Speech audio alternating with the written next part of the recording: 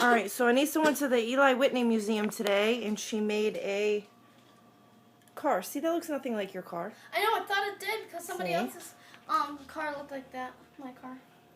Hold on, I gotta fix it again. It won't stay. Okay, let's just do this. Okay, just to say, this is the remote. You need a battery. And also, you need thumbtacks. And you put thumbtacks behind here. You see that right there? And left is backwards, and this side is forward. So you press it on the battery. Now I'm going to do back first. And now I'm going to do right.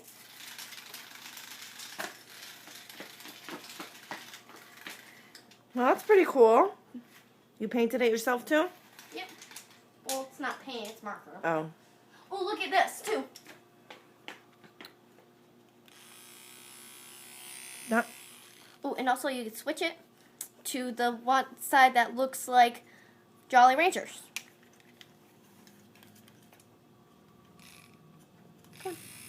Doesn't that look like Jolly Rancher? Not really. It did at school, but whatever. That's pretty cool. You have fun today? Mm-hmm.